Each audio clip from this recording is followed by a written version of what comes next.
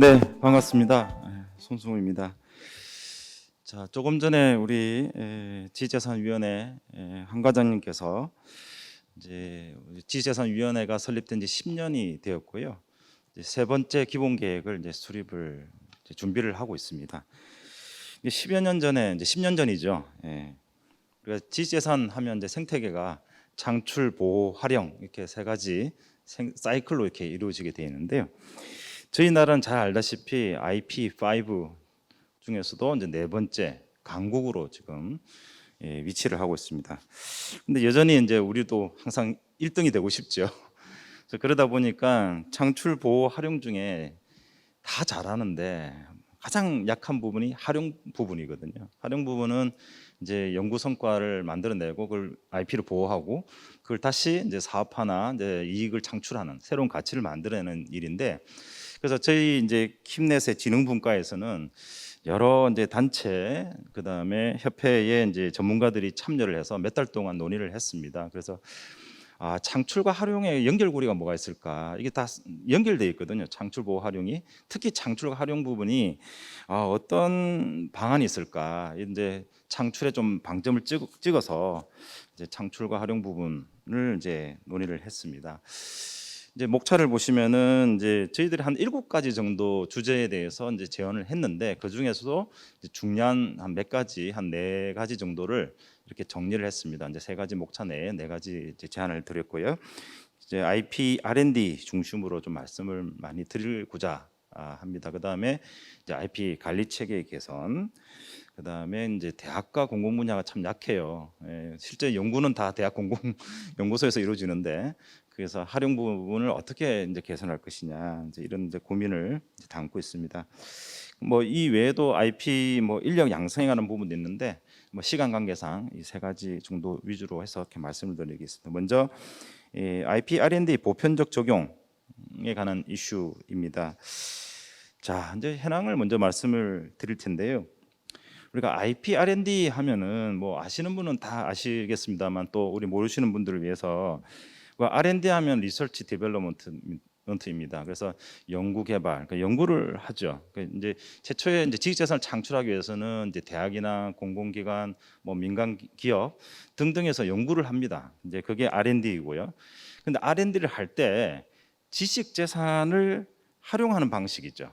R&D의 기획 단계, 그다음 연구를 쭉 진행하는 단계, 그다음 연구 성과가 나왔을 때 그것을 어떻게 이제 사업화로 이어지고 수익을 창출할 것이냐, 이런 것들을 지식재산 관점에서, 또 지식재산 기반, 또 지식재산의 데이터 정보를 가지고 이제 하는 것이 IP R&D입니다. 이랬을 때 사실 기업이 이제 또는 우리 대학이 공공연히 이제 여러 가지 이제 가치를 만들어낼 확률이 높다라고 보는 것이 IP R&D의 기본적인 접근 방식이고요. 지금 여기 통계 자료를 보시면은 지금 밑에 보시면요, 대략 지금 R&D 이제 이제 과제라고 할까요? 한 54,000개 정도 됩니다. 그 중에 그 IP R&D 대상이 되는 게 18,000개 정도 되고요. 근데 그 중에 우리가 뭐 정부가 지원할 수 있는 거는 조금 규모가 작은 이제 중소기업들이 하는 이제 5억 원 미만의 이제 전문성이 좀 다소 부족한 기업들을 대상했을 때 15,000개 정도의 과제가 있습니다. 그러니까 실제로 근데 지금 IP R&D를 지원을 받는 기업들은 대략 1년에 한 300개 기업 정도 됩니다. 그러니까 지금 여기 수치를 보시면 아직 한 번도 이제 그런 지원을 받지 못한 기업들이 상당히 많습니다. 근데 지금 IP R&D를 적용한 지 한 10여 년 됐는데 이 IP R&D를 경험해 봤던 기업들은 굉장히 좋아합니다. 그래서 굉장히 좋은 성과를 내고 있고, 그래서 계속 좀 지원을 해달라 이렇게 희망을 하는데, 사실은 뭐 이제 공급이 거기에 미치를 못하는 이제 그런 상황에 있다. 그래서 보시면 될 것 같고요. 그래서 이제 이 부분을 어떻게 좀 확대할 것이냐, 이게 이제 저희들이 이제 말씀을 드리는 부분이고, 그 다음에 이제 기업 입장에서는 여기 IP R&D 하려면 이제 전문가 투입되기 때문에 비용이 발생됩니다. 그 다음에 그런 절차들 이런 것들을 좀 더 현실적으로 좀 부담을 안 주는 방향으로 할 수 있는 방법이 없을까? 이게 이제 첫 번째 과제입니다. 그래서 이제 말씀을 드리고 싶은 것 중에 하나가, 이제 저희 많은 논의를 했습니다만, 이제 이제 중소기업 입장에서는 IP R&D 이제 절차가 상당히 복잡하거든요. 이제 프로세스 전체를 다 하기 위해서는 굉장히 복잡한데 그거를 다 하지 말고 어떤 기업은 뭐 이제 기획 단계에 필요한 것도 있고 어떤 기업은 IP R&D 단계 이제 쭉 진행하는 단계 아니면 마지막 단계 그러니까 이걸 좀 모듈화를 시켜가지고 필요한 정도의 이제 간소화된 간이식의 IP R&D 방법론을 우리가 좀 개발해 보자. 이게 이제 아이디어입니다. 그래서 뭐 A부터 Z까지 다 할 필요 없다. 이게 필요한 것만 하자. 그래서 지금은 IPR인데 주로 이제 창출 부분에 좀 이제 포커스가 돼 있습니다. 근데 한 2년 전부터 이제 창출을 넘어서 활용까지 하는 즉 10억짜리 과제를 50억짜리 과제를 만드는 방법을 이제 적용하는 방식을 적용하고 있는데요. 이런 여러 가지 프로세스 중에서 뭐 예를 들면 환경 분석이라든지 특허 분석, 핵심 특허 대응 전략, IP R&D 전략 수립 뭐 등등 쭉 있는데 그 중에서 필요한 것들을 이제 모듈화 시켜서 적용하자. 이게 이제 저희들이 첫 번째 제안이고요. 앞선 이제 통계 자료에서 말씀드렸다시피 굉장히 많은 과제들이 있는데 그 중에 이제 좀 일부 기업들만 적용합니다. 이걸 좀 더 확대시키자, 좀 보편적으로 적용하자. 저희들이 이제 좀 더 야심차게 좀 제안을 드렸습니다만 좀 고민을 해볼 필요가 있을 것 같습니다. 그러니까 지금 이제 이런 이제 3차 기본 계획을 준비하는 입장에서 뭔가 새로운 가치를 창출하기 위해서는 이런 좀 파격적인 좀 전환도 좀 필요하다. 생각의 전환도 필요하다. 그래서 지금 주로 소부장 분야에 이렇게 집중이 돼 있는데 이걸 좀 보편적으로 일반 R&D, IP R&D 쪽으로 다 이렇게 좀 확장시키자는 것이고요. 또 불필요한 절차들을 좀 제거하자. 그래서 이걸 좀 용이하게 접근할 수 있도록 하자라는 것이 이제 저희들의 제안이고요. 두 번째는 이제 앞서 말씀드렸다시피 희망하는 기업이 굉장히 많습니다만 경쟁이 굉장히 높습니다. 그래도 신청하는 기간도 굉장히 짧고요. 그래서 이거를 좀 더 생각을 좀 바꿔서 그 1, 2년 단위로 그냥 우리가 바우처를 IP R&D를 받고자 하는 기업들에게 바우처를 나눠주고 그래서 굉장히 꼭 내가 필요한 시기들이 있습니다. 그 시기에 받을 수 있도록 이렇게 조금 신청의 방법도 좀 다양화시키자라는 것이고 아까 비용에 대한 부담도 상당히 있다 그랬지요. 그래서 비용에 대한 것도 함께 말씀을 이렇게 좀 지원할 수 있도록 그렇게 하자는 것이고요. 밑에 보시면은 이제 IP R&D 인력입니다. 근데 실제로 이제 외부 전문가들이 벨리사라든지 이제 IP 전문가들이 투입돼 가지고 이제 지원을 해주고 있는데, 근데 실제적으로 기업의 담당자가 이렇게 참여하지 않으면 굉장히 효과가 보기 힘들다. 그래서 IP 이제 그 참여하는 기업의 IP 담당자를 지정하고 그 지정된 인력들도 좀 전문성을 같이 이제 하면서 이제 키워갈 수 있도록 뭐 문헌 검색이나 특허 문헌 검색이나 노이즈 제거라든지 이런 선행 기술 분석 이런 절차에 함께 동참해가지고 함께 이제 공부를 하고 학습을 시키는 그런 절차적인 것도 필요합니다. 근데 중소기업은 이제 규모가 작다 보니까 이런 기본적으로 이 CEO 대표이사의 인식 제고가 가장 중요합니다. 그래서 그들에 대한 이제 홍보 활동도 상당히 많이 좀 확대시킬 필요가 있다. 아까 잠시 언급을 했습니다만 이 밸류업 IP R&D를 해야 된다. 그럼 창출에서 활용으로 그러니까 어떤 양적 성과에서 탈피해 가지고 실제 기업의 이익이 되는 IP 가치를 이제 고려한 이제 R&D 전략을 좀 만들어야 된다. 그래서 이제 너무 우리가 물리적인 이제 청구왕에 너무 그게 집착하지 말고 좀 더 이제 시장을 고려한 그 기업이 가지고 있는 시장을 고려한 그런 가치와 연결시키는 그런 전략이 필요하다는 것이고요. 또 그러기 위해서는 이제 기존의 이제 특허법인이라든지 뭐 이런 이제 전문가에서 넘어서서 가치 평가 기관들도 함께 참여 주체로 들어가면 어떻겠느냐 뭐 이런 이제 제안을 했었습니다. 이제 결과적으로 이런 이제 좀 IP R&D 확대 그다음에 이제 이렇게 방법론에서 좀 다양화 이런 걸 통해서 우리가 이제 창출의 성과물을 이제 활용으로 좀 연계시킬 수 있는 새로운 모델이 좀 제시될 것이다. 그렇게 함으로써 우리가 바라던 가치의 어떤 실현 이런 것들을 이제 우리가 다음 이 변화하고 있는 시대에 잘 적용해 갈 것이라는 것이고요. 자, 두 번째 과제는 이겁니다. 이제 관리에 관한 겁니다. IP 관리 체계에 관한 것인데 성과물을 어떻게 관리할 것이냐. 주로 이제 첫 번째가 이제 주로 평가 체계와 관련된 부분인데요. 지금 이제 오늘 신문인가요? 보니까 이제 OECD 국가 중에서 이제 과학기술 혁신 역량을 이제 평가를 했는데 이제 한국이 이제 8위 정도 이렇게 나왔었습니다. 굉장히 잘하는 이제 국가 중에 하나죠. 저희 위에 보니까 이제 7위가 룩셈부르크, 뭐 이스라엘, 독일, 일본 이런 국가들이 이제 위에 존재를 하고 있었습니다. 우리가 하여튼 뭐 R&D 분야는 상당히 잘하고 있는데요. 이걸 좀 더 잘하기 위한 이제 제안입니다. 이제 가장 핵심적인 키워드는 이제 질적인 이제 부분인데 이게 창의 선도형 R&D 체계를 대비해서 이제 양질의 IP 활용 중심의 정책으로 좀 우리가 변모해야 된다라는 것입니다. 그래서 IP R&D 투자도 좀 질적인 수준으로 그러기 위해서는 이제 질적인 이제 평가가 이루어져야 되겠죠. 이제 그런 부분이 필요한데 뒤에서 좀 말씀드리고요. 이제 여기 보시면은 특히 이제 대학 공공연 같은 경우는 기술 이전 수입이 미국과 비교했을 때 뭐 6.9% 굉장히 좀 낮은 수준에 있다라는 걸 볼 수가 있겠습니다. 자, 그다음 그러면 이제 저희들이 좀 제안 드리고 싶은 것은 이런 겁니다. 이제 연구 성과의 활용을 좀 질적인 측면으로 좀 평가 체계를 좀 가져가자. 그러기 위해서 이제 거버넌스 이제 재편도 좀 필요하고요.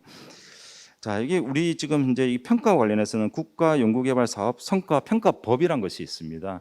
그 법에 2014년도에 지금 3조 5항에 보시면은 연구 성과 평가 원칙 중에 질적 지표에 가중치를 이렇게 두도록 의무를 신설했고요. 이와 같이 이제 질적인 지표에 관한 것은 법에 근거를 마련하고 있습니다만 실제 실무단에 내려오면 정부의 업무 평가 기준에 보면은 여전히 이제 실질적으로는 양적 평가에 너무 치중돼 있고 사실 상당히 어렵습니다. 질적 평가를 한다는 것은 굉장히 어려운 일인데 여기에 대한 우리가 고민을 뭐 어렵다고 해서 포기할 수는 없고 계속 이제 더 이제 연구 성과를 좀 잘 내기 위해서는 가야 된다. 그리고 이제 이 TLO 이제 사업화하는 조직, 이 TLO 조직을 좀 더 이제 영세한데 이것들을 좀 더 규모를 키우고 또 전문성을 이제 키우는 그런 작업이 좀 필요하다는 겁니다. 그래서 저희들이 제안드린 것은 이제 정부 업무평가 기본법이 있는데요. 그것에다가 이제 질적 평가 기준을 좀 구체화시키든지 아니면 현재 있는 성과평가법을 좀 더 개선하는 방식으로 좀 제안을 드렸습니다. 그리고 이제 기술 이전 촉진법이나 이제 이런 연구 성과물이 지금 현재는 통상 실시를 원칙으로 하고 있어요. 근데 이제 사업화하기 위해서는 좋은 성과물은 기업들은 독점적으로 쓰고 싶어 합니다. 그래서 전용 실시를 좀 활용할 수 있도록 그런 것들을 좀 더 확대시킬 수 있는 그런 방식으로 좀 가감한 좀 전환이 필요하다라는 말씀을 드리고 있습니다. 기대 효과는 결국은 이제 질 중심의 IP 체계 구축과 이제 시장 중심의 성과 활용 체계를 강화하는 것이고요. 그것을 통해서 결국은 우리가 이제 좀 쓰임새 있는 이제 시장에서 맞게 써서 쓸 수 있는 그런 연구 성과물을 만들자. 것이 이제 기대 효과라고 볼 수 있습니다. 자, 다음은 이제 원천 기술에 관한 것인데요. 자, 원천 기술은 정말 이제 원천이 되는 기술이죠. 다양한 이제 산업 분야에 쓸 수 있는 그런 기술인데 굉장히 오랜 시간에 이제 투자가 필요하고요. 오랜 시간의 연구가 필요하고 상용화 대회까지 많은 시간이 소요는. 또 이것을 지식재산, 예를 들면 특허를 가졌을 때 이 특허를 계속 20년간 뭐 유지해야 되는 그런 건데, 근데 과연 뭐가 원천 기술이냐, 사실 이런 것도 판별하는 게 굉장히 어렵습니다. 지금 카이스트 같은 경우에 전체 등록 특허 중에서 5년 이상 유지한 비율이 약 20%밖에 안 되고요.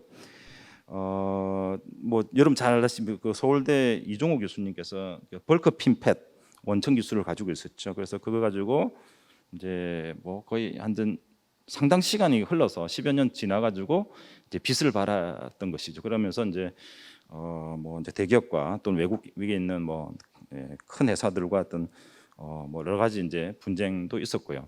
그래서 결국은 이제 원천 기술 인정받아 가지고 이제 큰 이제 가치를 만들어냈었습니다. 그래서 근데 이제 현재 지금 발명진흥법이 이제 보시면은 보통은 이제 대학 같은 산단, 공공연의 이제 TLO 이런 이제 이제 권리를 이제 관리하는 기관들이 있습니다. 자, 이제 각 기관들이 이제 그 권리를 보유하고 있는데 그것을 직무 발명을 만약 포기할 경우에는 그 개인 연구자에게 돌려줄 수 있도록 그렇게 열어놨습니다. 하지만 지금 아까 이종호 교수님 같은 경우도 이제 학교가 산단이 그걸 포기를 하고 권리를 개인적으로 돈을 막 1년에 한 2, 3천만 원을 쓰면서까지 계속 이렇게 유지를 했던 거죠. 이게 된 부담이 상당히 큽니다. 원천 기술을 우리가 국가적으로 어떻게 관리할 것이냐, 그래서 굉장히 큰 이슈로 남아 있고요. 그리고 또 그것을 이렇게 원천 기술을 분배를 해내는 그런 이제 방법론도 우리가 개발해야 된다는 것을 말씀을 드릴 수 있겠습니다. 저도 뭐 이제 산단 단장도 해봤습니다만 그 학교가 부담이 되게 큽니다. 특허가 굉장히 많기 때문에 그 유지 비용이 상당히 많이 들거든요. 그래서 특히 이제 해외에다 출연한 것은 좋은 특허들인데 그래서 계속 유지하기에는 뭐 계속 많이 하나의 특허를 유지하는데도 몇 천만 원씩 드니까 굉장히 많은 비용에 대한 부담이 있습니다. 근데 그거를 우리가 정말 이거는 원천 기술이야라고 이제 발라내 가지고 잘 관리할 수 있다 그러면 굉장히 큰 우리가 이제 국가적으로 큰 이득을 얻을 수 있을 것 같은데 뭐 그래서 이제 판별 기준은 대략적으로 뭐 특허 인용도 라든지 아니면 이제 특허를 전문적으로 다루는 회사가 있습니다. 우리나라 같은 경우 뭐 인텔렉츄 디스커버리 같은 회사들이 있는데 이런 회사들은 특허를 보는 눈이 있죠. 시장에 이제 이런 가치가 있다 없다. 그들에게 이제 그런 것들을 이제 판별할 수 있도록 한다든지 뭐 여러 가지 이제 방법들이 있긴 한데 그런 것에 대한 좀 고민이 필요합니다. 그래서 저희들이 좀 제안드린 것은 이럽니다. 전체 R&D가 27조 정도인데요. 자, 1%만 조금 써보자. 그러면 2,700억 정도 되는데 그 가지고 정말 좋은 특허 우리가 관리할 수 있다 그러면 얼마나 좋을까. 뭐 이런 제안을 좀 드려봤고요. 이제 기대 효과는 결국 원천 기술을 우리가 잘 관리한다는 것은 큰 성과를 거대한 성과를 이제 도출해낼 수 있고 그것이 결국은 시장의 확대와 고급 일자리 창출에 기여할 수 있을 거다는 것입니다. 자 이제 마지막으로 세 번째는 대학 공공연의 IP 활용 제고에 관한 이제 선진화에 관한 것인데 자 이게 보시면은 참 어려운 숙제입니다. 연구 성과 활용이 굉장히 아까 앞서 제가 제일 어려운 숙제로 미흡하다고 그랬는데 이 수치만 보셨더라도 지금 국내 대학 공공연의 특허 중에서 기업 기술 이전으로 실매출이 발생한 경우는 약 10.8%밖에 안 됩니다. 물론 이제 2016년 기준입니다만 그다음 기술 이전 효율성도 1.4% 정도에 불과하고요. 전체 대학의 53%는 특허 이전 수입이 특허를 이제 유지하는 그런 비용보다도 적은 수준에 있다고 볼 수 있습니다. 특히 이제 대학 같은 경우는 그 해수율 같은 경우도 1.6% 굉장히 낮습니다. 그 이유 중에 하나가 이제 그 물론 이제 뭐 아까 그 창출, 보호 이게 다 연결돼 있긴 합니다만 산학협력단의 역량도 좀 부족하고요. 또 한 가지는 좀 돈을 좀 벌어들이고 이전을 시키고 하는 그런 대학들 같은 경우는 좀 수도권에 상위 대학으로 좀 편중돼 있어요. 양극화가 굉장히 심각하다. 그래서 우리가 이제 이런 지역에 대한 고려, 지원에 관한 부분이 조금 이제 신경을 써야 될 부분입니다. 그래서 3차 기본 계획에 좀 반영됐으면 좋겠다는 생각이 들고요. 자, 그다음에 이제 이 지금 상위권 대학과 그렇지 못한 대학들 그 격차가 조금 나는 것이 아니라 굉장히 많이 나고 있고 또 산단의 직원들을 보시면요 채용 구조도 굉장히 문제입니다. 저도 산단의 그 관리를 하면서 그 사업화 전문하고 이제 특허 관리하는 직원들이 대부분 계약직이고요 또는 무기계약직 정도입니다. 정규직이 아닌 경우가 굉장히 많습니다. 거의 대부분 이제 조사해 보면 아마 그렇게 나오실 텐데요. 이런 채용 구조 가지고는 좋은 인력들을 우리가 이제 유지하고 뭐 채용하기가 굉장히 어렵다, 확보하기 어렵다. 그래서 이 산단에 굉장히 숙련된 뭐 이제 5년 이상의 숙련된 인력들을 확보하기가 굉장히 어렵고 점점 줄어들고 있다는 점이 굉장히 큰 문제다라고 볼 수가 있겠습니다. 그래서 이제 좀 제안을 드리고 싶은 것은 종래 IP 정책에서 좀 분리를 해서 이제 좀 부수적으로 이렇게 바라보던 IP R&D를 좀 일반화시키자. 일반 R&D와 좀 융합해서 운영하는 그런 정책의 어떤 전환이 좀 필요하다는 점이고요. 또 마이크로 TA로도 저희를 제안을 했습니다. 뭐냐면은 지금 대학하면 산단이나 큰 조직이 있죠. 그래서 근데 거기는 이제 어떤 전공이라든지 단과대의 특성을 고려하지 않습니다. 그냥 뭐 기술 거래 그냥 보편적인 컨설팅 정도 해주고 있고요. 그래서 이거를 그러지 말고 기술 분야별 그다음 단과대별로 좀 전문화되고 정말 그 연구자들이 딱 붙어서 연구자의 성과물을 바로바로 성과를 좀 사업화로 이어갈 수 있도록 좀 마이크로화 시키자 TA로 자체를. 그래서 단과대별이라든지 뭐 이런 식의 그다음에 그런 TA로 전문가들이 실제 교수님의 그 과제에 참여해가지고 과제에 대한 이해도도 높이고 그렇게 함으로써 이 사업화를 좀 더 높일 수 있는 좀 이제는 좀 내실화 있고 현실적인 접근을 해보자라는 겁니다. 그래서 중대형의 R&D 정도는 이런 IP R&D를 인력을 아예 쓸 수 있는 이제 인건비 항목을 만들어 준다든지, 그다음에 사업화가 필수적으로 요구되는 과제들이 있습니다. 그런 데에는 이런 전격적으로 이런 인력들을 좀 투입하는 방식으로 조금 단과대와 이제 개별 연구자의 좀 최적화된 맞춤형 지원의 어떤 TLO를 만들자라는 것이 저희들이 제안이고요. 아까 이제 양극화에 대한 말씀을 드렸습니다만 이제 지역 인재 양성과 이런 이제 TLO 인력 양성에 관한 부분도 우리가 신경을 써야 된다. 그래서 이제 기도 효과라고 하는 것은 결국은 사업화 성공률을 굉장히 높일 수 있다. 이렇게 했을 경우에 기술 이전을 통한 수입 창출을 할 수 있다. 결국은 이런 전문 인력 양성과 함께 새로운 일자리 창출에 상당히 기여할 것이고, 또 이 지역과 수도권에 이제 이런 편중돼 있는 이런 부분도 해소할 수 있다라는 점을 말씀드리면서 제 발표를 마치도록 하겠습니다. 감사합니다.